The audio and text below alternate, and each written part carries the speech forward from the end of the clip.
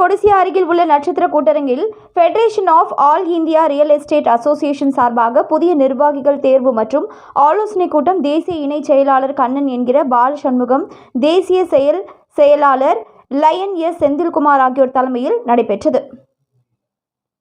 2026-27 ஆண்டிற்கான 8வது தேசிய மாநில நிர்வாகிகள் உட்பட 100க்கும் மேற்பட்டோர் கலந்து கொண்டு 2026-27 ஆண்டிற்கான புதிய கோவை மாவட்ட தலைவர், செயலாளர், பொருளாளர் உள்ளிட்ட 25க்கும் மேற்பட்ட புதிய நிர்வாகிகளை ஒருமனதாக தேர்வு செய்யப்பட்ட அறிவிப்பு வெளியிட்டனர்.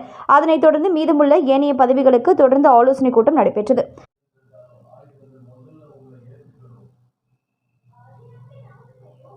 இதுகுறித்து செயலாளர் லயன் எஸ் செந்தில் கூறுகையில், தற்பொழுது கோவை மாவட்டத்திற்கு முக்கிய நிர்வாகிகள் தேர்வு செய்யப்பட்டுள்ளனர்.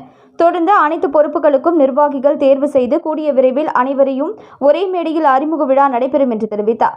இந்நிகழ்வில் ஃபைரா நிர்வாகிகள், உறுப்பினர்கள் மற்றும் ரியல் எஸ்டேட் துறையை சார்ந்த பலர் கலந்து கொண்டனர். மேலும் கட்டுமான துறையை சேர்ந்தவர்களும் கலந்து கொண்டு தங்களை உறுப்பினர்களாக இணைத்துக் கொண்டனர்.